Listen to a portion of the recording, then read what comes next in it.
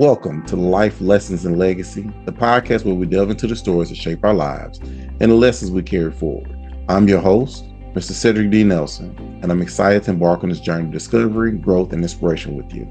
Each episode will explore the triumphs, challenges, and pivotal moments that define who we are and who we aspire to become. From personal stories to enlightening conversations with guests from all walks of life, we'll uncover the wisdom, insights, and perspectives that illuminate the path to a meaningful existence.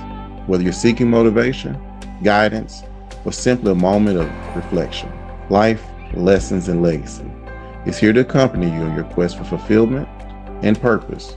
So sit back, open your mind, and let's embark on this transformative journey together. Hello, everyone, and welcome to this episode of the Life, Lessons, and Legacy podcast. I'm your host, Mr. Cedric D. Nelson, and today we're honored to have the guest, Ms. T'Arrah Marjr. Ms. Marje, how are you doing today?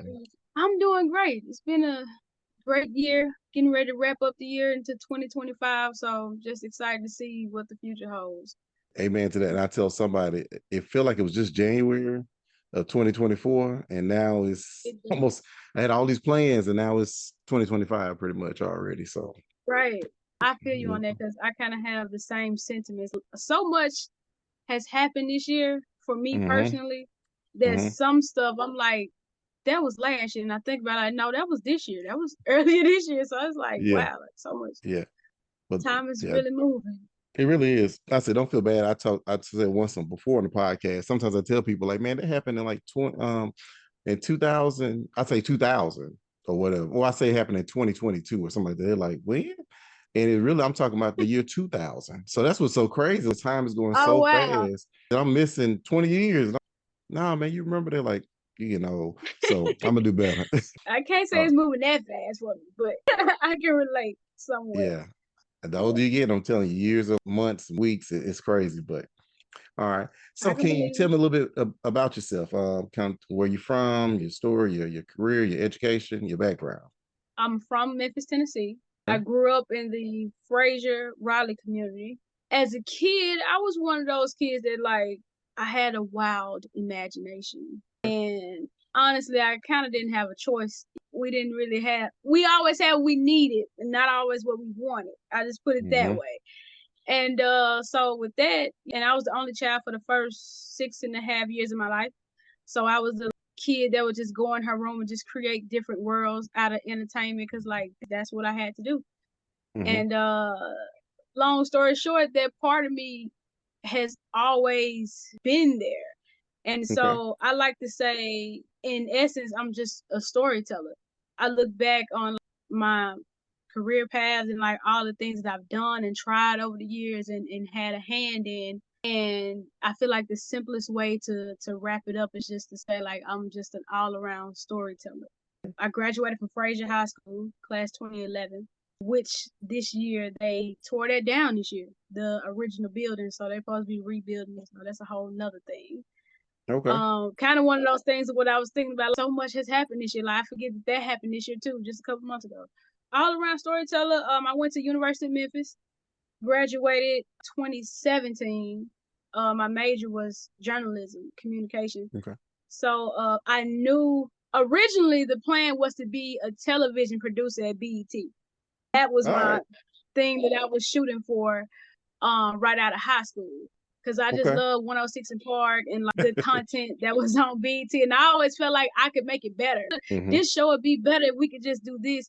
And like those were always like conversation me and my best friend would like have even in high school. He was a big fan of the show as well. And we would always like come up with ideas of different television shows that we felt like would make the network better. And just saying it out loud, I'm just like, I feel like everyday teenager, these are not conversations that like everyday teenagers have. So when I chose my major, I was like, well, journalism is the closest thing that can get me to that. So like, let's do that. So went to University of Memphis, got there. But the thing about the curriculum there, they're heavily focused on getting you to a news station, which I'm not against, but I feel like maybe they've changed now, I don't know, but during that particular time, I just felt like I didn't think it should be so focused on just how to get a job at a news station.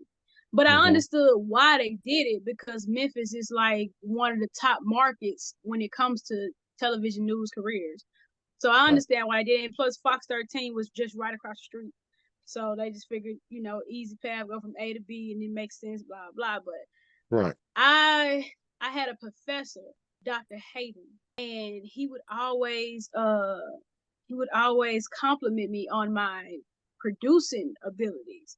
And I'm like, oh, okay, that makes sense. But the thing is, I wasn't always so confident, like going into college, because again, like growing up in Fraser, like I knew that I wanted to go to college, but I didn't necessarily know what for. I just knew that I wanted to go, because I knew like that's, what we always tell, like that's one of the ways out, you know. So I was like, okay, I know I'm going. So when I went there, and I wasn't so confident because I felt like the students there had more resources than I did. The University of Memphis is a PWI, predominantly white institution. And so coming from Fraser community of Black poverty, basically.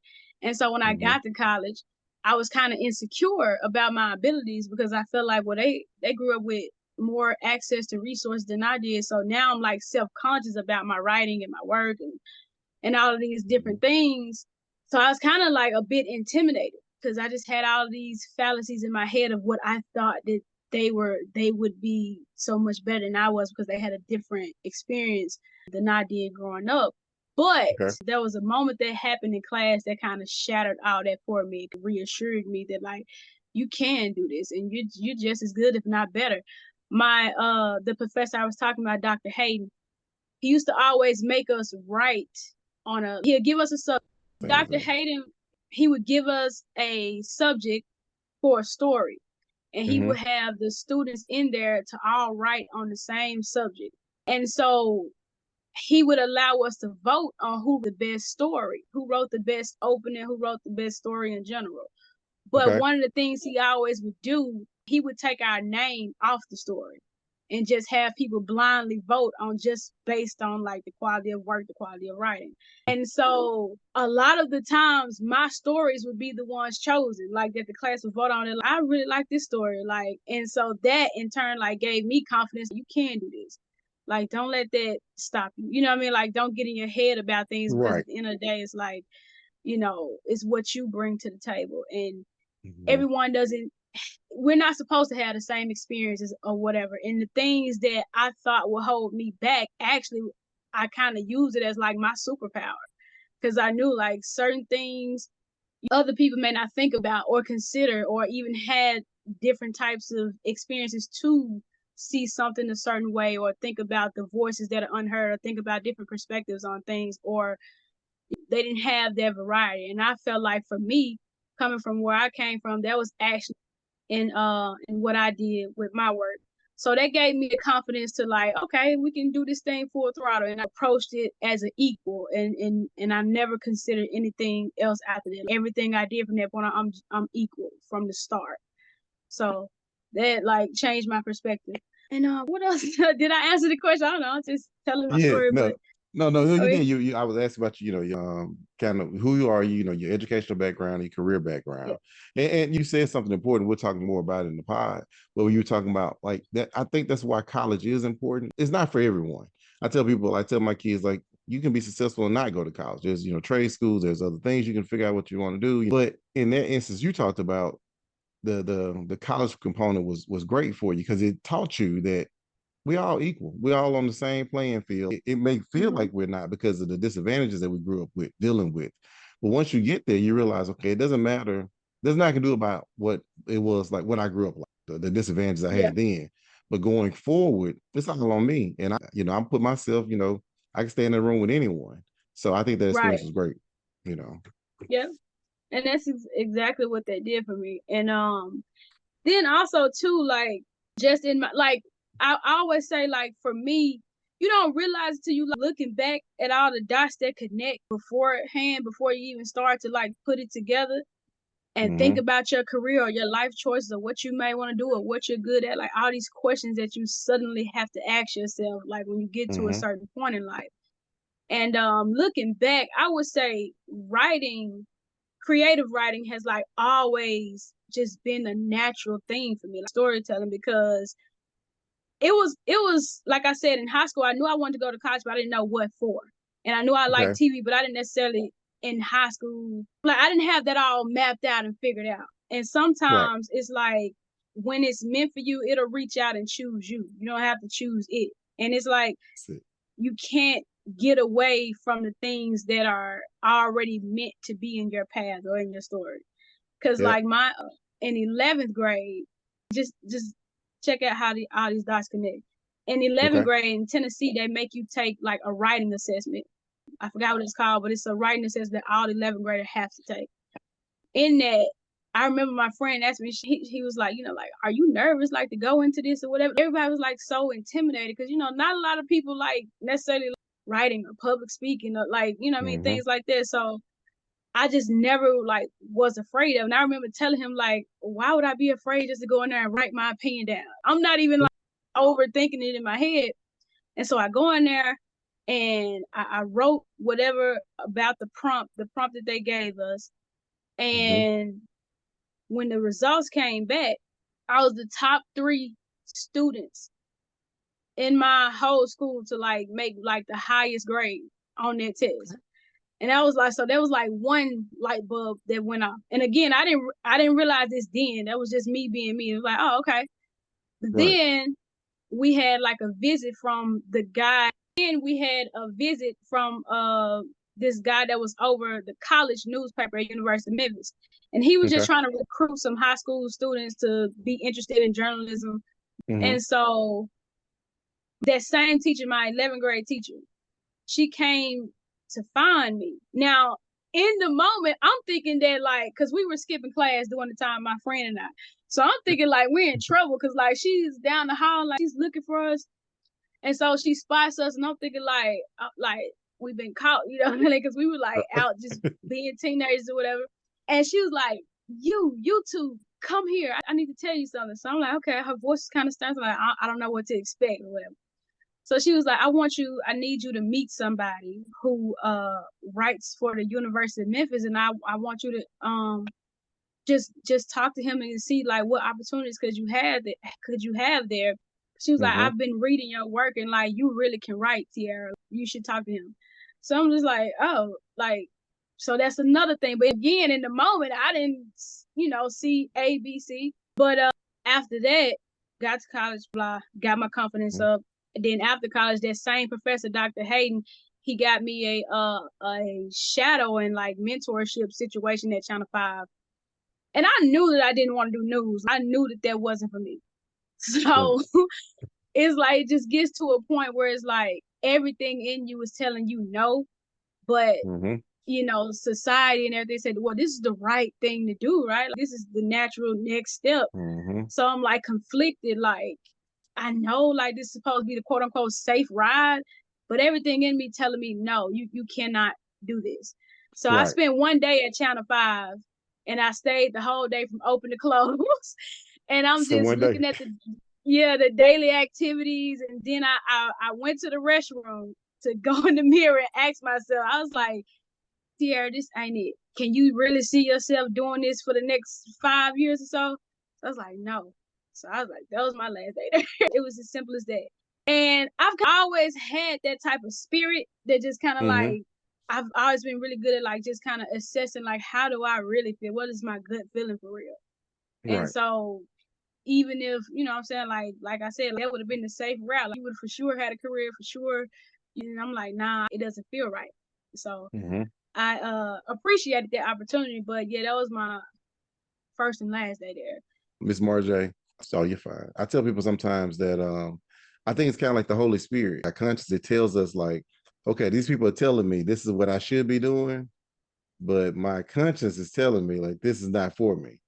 And I tell people all the time, like, you have parents, you have older people, peers, they'll be like, no, man, you should do this because you said this is a good career, this is a natural track. But if you're not doing what you're designed to do, you're gonna be miserable anyway. So I think it's great what you're saying. I went in the restroom, looked in the mirror, and I was like, this is not for me. If you hadn't, we may not have ever had the podcast or you just talk about your books or anything. So Right. But it all makes sense. Everything happens in divine order It because it, does. it all makes sense because all of those friends that I made in college, a lot of them did end up going in that field, and then some people like end up doing their own thing outside of that. But the great thing about communication and journalism, like you could really take that and do anything with. Like that's one. Like I don't regret choosing that as a major because all of the skills that I learned, I still apply. Like, and I know like that's a lot to say because it's like plenty of majors where once you graduate, if you don't really get into it, then it's like you don't really use it. Right. But it's all been helpful in just the way that I assess things and career choices and things like that, and like skills that I've learned or details that I'm already trained to like pay attention to that most people wouldn't or whatever. So after that didn't work out, like news thing, like, I was like, well, I really don't. I did try to like go for BET, Viacom. I tried my hardest to get like this internship there, but once that didn't work out, I went to the interview process, but I didn't get chosen. So I was like, well, I don't know. I had a moment where I was like, I don't know. So I just started working retail jobs or this and that, and I had already graduated, but then one like a couple of months after graduating, I was just like, you know what? And this is another thing, I'm gonna just say this. I don't know what was it, but I could never really get with the whole like resume thing. Gotcha. Cause I always Shopping felt yourself. like, yeah, like it just never really set well. I don't know how I feel about me having to like sell myself to other people on things like that I know that I could do. Because the catch 22 at the time, and I'm sure it's probably a thing now. At the time in college, you spend all your time learning these things, only for people to tell you, "Well, we can't hire you because you don't have 5 years experience." Right. Like, but I But I've been in just school the whole time. right. So I was like, "Well, what do you expect me to do?" I don't know. Right. And like, so it was kind of like a catch 22 with that situation. So for me, I was just like, you know what? I'm gonna just take matters into my own hand. I just feel like can't nobody tell me like what I can't do because I don't have X amount of experience. At the time, I'm only 21 when I graduated, something like that. So I'm like, so if I hadn't have been thinking outside the box, then I probably wouldn't have. I don't know what would have happened, but me thinking outside the box, I'm like, you know what? I'm gonna go out and I'm gonna certify myself. I'm gonna make my own resume as far as I'm gonna go out and get my own experience. I don't have to necessarily get hired at companies. I know people who are doing professional work and getting paid doing it. And it's like if I intern with them or if I work with them, that legitimizes me. So I just went for the experience. I was like, I'm tired of shopping. Let me just like build my own resume by like making my own opportunities. I remember one time I got real creative, and this is just using social media to my advantage at the time, because now people do it all the time, but like back then, 20 what was this 2016, 2017, 20 a couple of years ago, a lot of people didn't really like think outside the box as far as how powerful social media could be. So I remember I was watching the show Unsung that used to come on I I forgot remember my what's song. the network, but I used to watch that show a lot. TV1 or VH1, something like that. Yeah, I remember my song. Yeah, it was like a TV1. Yeah. And I remember watching the episode and I would pause the TV and write down every producer, write down all their names, and I went to go DM all and find all of them on social media. So that's how I got actually end up getting the interview for the network that produces Unsung. So I actually landed an interview with them. Still didn't get chose, but that was okay because I felt like I got this far out of so I could just keep doing this. Like, so then I started doing that locally. So I worked at SVP for about 4 years, and the owner, Debbie McClendon, my mom, she always watched Thaddeus Matthews, right? She used to watch it when I was growing up or whatever. So I remember that show, and I remember like that show is in Memphis. Like, who runs that? Who's behind that network? So I did my research to find out like who runs that network. Got in contact with Miss Debbie. Came to Miss Debbie. I just like kind of pulled up on her, and I told her like, I went to school for this. I tried to do this, kind of want to gain my confidence back in producing television. So she was like, she gave me an opportunity. At first, it started off as an intern, and then she eventually hired me. And then, so I worked with her for about 3 or 4 years producing her TV shows. Then after a while, I was pretty much the only producer there. That's impressive. Yeah, so when you have moves to make in your back, guess why you'll get creative. Like, okay, because my whole thing was like, nothing is gonna stop me from like, you know, if I want this, I just have to figure a way around it. It's never like one direction to get to anything. There's more than one way to skin a cat, as they used to say. That was my mentality. If I can't do it this way, I'm gonna see, can I get my foot in the door with this person and do this and that.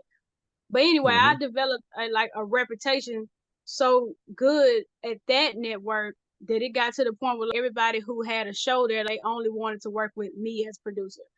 And so like that, yeah. So I was like, okay, because my whole thing is like quality. So it's like quality, like do what you gotta do, but like make sure that you can make the guests feel comfortable, you can make the host feel comfortable, and everybody, if we got a good vibe going, people will be pleased on both sides to get the best product.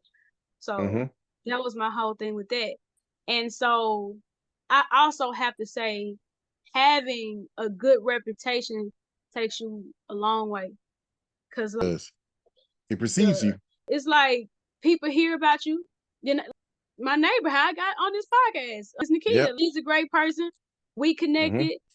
And you know, like I said, like reputation is, people remember good people and who did them well and who did well by them. And they have no problem recommending you if you really stand on business, as they say, about who you are and the work that you do and who they can get along with. All of that has definitely been important. And so in the midst of doing television production for SVP, that's when the pandemic hit, the height of the pandemic, that's when I kind of got into like my creative writing again. Because like we always sitting around the house, whatever. And you always had that thing in your head, like, you know, one day I'm gonna write a book or I'm gonna do this. Well, the original goal, I eventually want to write scripts, play scripts, movie scripts. And so in my mind at the time, I was just like, I think it'll probably be easier just to like, let's do a children's book. Let's start it like something small first. Like, let's do a children's book. And I wrote all the time like poetry and this and that. So my very first book, Still a Rose, it actually was a personal poem of mine. And it was inspired by Tupac's Concrete Rose, which was like my favorite book in high school. So I remember Tupac. I wrote that. Yeah, I love that book. So I took that poem and I was like, well, you know what? Let's turn this into a children's book. And so I did the research to find out like who I need to get as an illustrator or where to start in general. What's the next step once you have it written down? So the first book was really just me getting familiar with the process and just being excited just to bring it to life and making sure that I had something worth saying. Because for me as a writer, and especially as a children's book author, I always want to make sure I got something to say. Have something to say. As far, you know what I mean? Like, I don't, I'm very much so, I only speak when I have something to say. Really. Gotcha. Like, I'm not one for just talking. So I've always been an observer. And I think that's what makes me a good storyteller. Cause like, I'm very observant. Since a kid, I pay attention to details about everybody. I'm always assessing people, things like that. So it all plays a role into everything. But yeah, so when I started writing the children's book, did the research on that.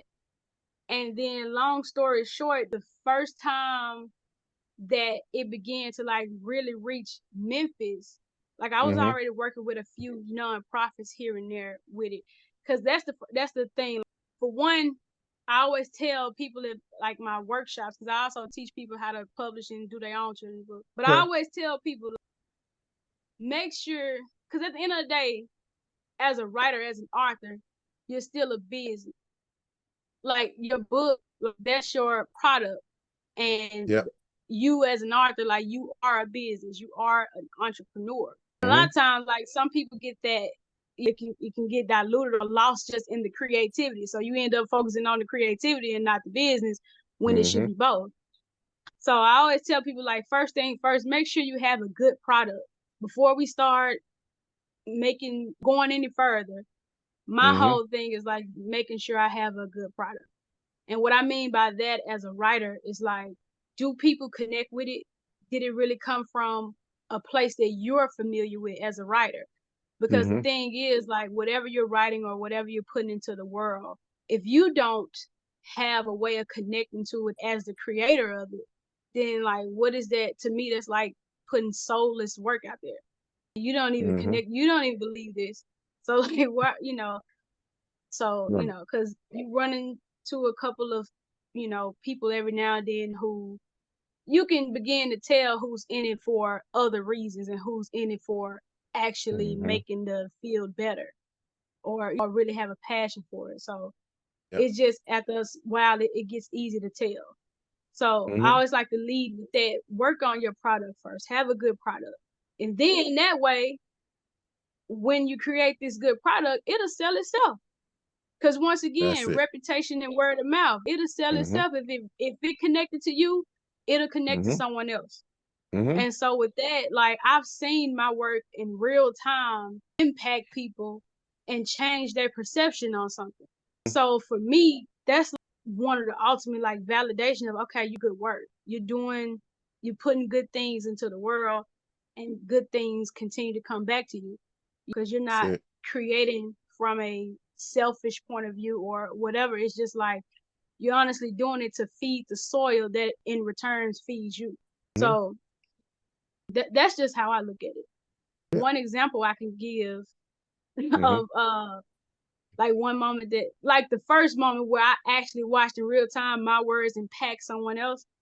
While I was working at SVP, I was producing the show, and one of the hosts had a guest. He's a barber, famous barber, celebrity barber from Memphis, and he was a guest on Monet Phillips' show. Her name's Monet, and I asked him after the recording was over, after we wrapped up the show, I pulled him to the side and I asked him, like, so, like, I have these children's books. Would you, at first I was just thinking, like, would you mind if I, like, could have some of my books at your barbershop? And he was like, he didn't have, well, first I asked what did he think about that? And so he gave me some of the best business advice I've gotten so far. And Scooby gave me some of the best advice I've received so far. He was like, honestly, you'll never know unless you try it. I can't tell you whether it's going to work or not, but just try. So I was like, okay. So he was like, he didn't have a problem with me bringing my books to his barbershop, but he was going to charge me. So he was like, well, maybe we could work out a deal for, like, every book he gets $2 off each book, each copy sold or something. Which I had to, think about it, and I wasn't resisting towards it, but he was just like, you know what, just come by the shop and talk to my manager. If he okay with it, I'm okay with it. All right. So I'm like, okay, cool.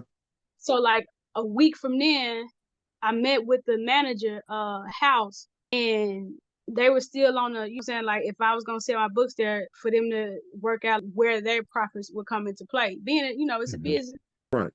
So I gave the book to the manager, and he sat there in his barber chair, and he read the book, Still a Rose. And so by the end of the book, he came to me with a whole different vibe, and he was like, you know what? You can do whatever you need. We'll help you set it up, and you can do it all free, because what this book is about, that's what we about, supporting the kids in the community.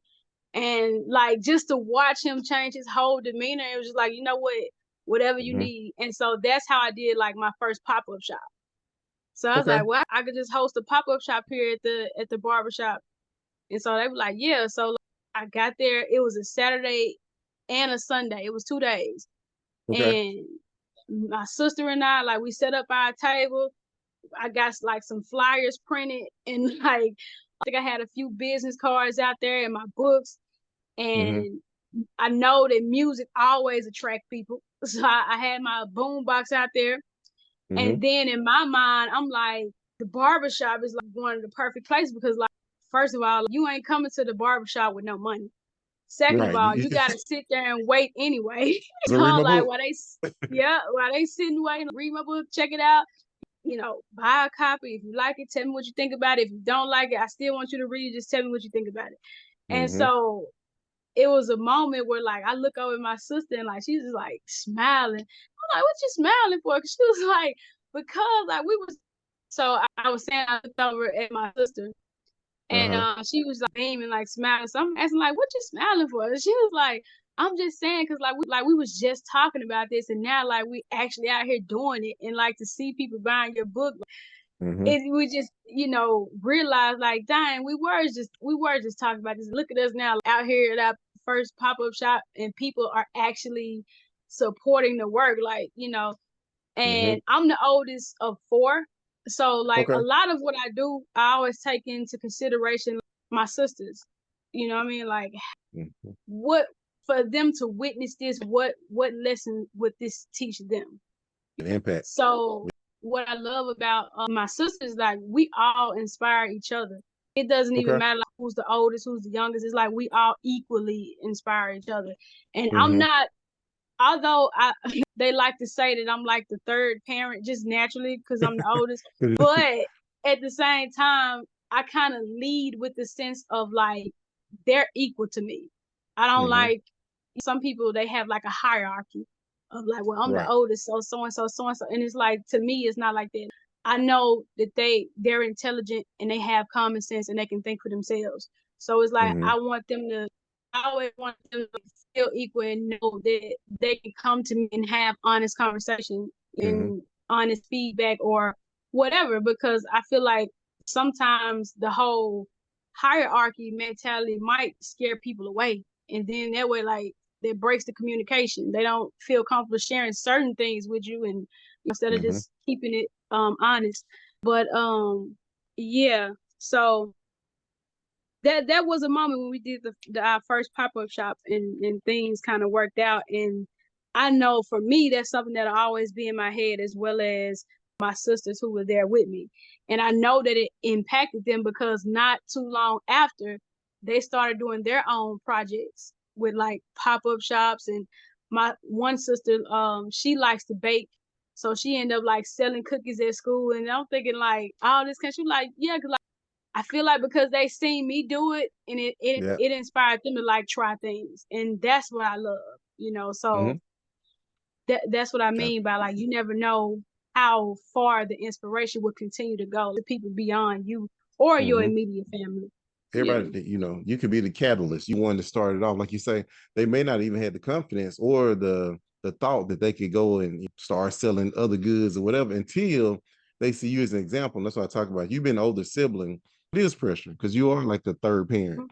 But with them seeing you go out there and do it, and then the thing about having the support of them coming to the pop-up shop with you the first time and seeing you live out like you're one of your dreams and something you said you're gonna be able to do, it's impactful. One of my next goals is like, what goals do you have coming up, and life lessons, and you share some life lessons about just going out there and trying, because like you said, even the barber, well, the owner was going to charge you, but once they see you actually trying to help people and your passion and what you're all about, your character, now all of a sudden you can sell your books for free because you're actually making an impact. Thank you for joining me on this episode of Life Lessons and Legacy. I hope you found that discussion thought-provoking and inspiring. If you enjoyed this episode, be sure to subscribe to the podcast and leave a review. Your feedback helps us to improve and reach more listeners like you. Remember, life is a journey of growth and discovery. In every experience, both the highs and the lows contribute to the legacy we leave behind. So embrace each moment, cherish the lessons, and live with purpose. Until next time, I'm Mr. Cedric D. Nelson, and you can find more resources, including my book, Life Lessons and Legacy, available for purchase on my website at www.lifelessonsandlegacy.com, also available on Amazon.com. And on my website, you can also discover information about my life coaching services and speaking engagements, designed to help you unlock your full potential and live a life full of purpose. Again, until next time, take care, and I'll see you soon.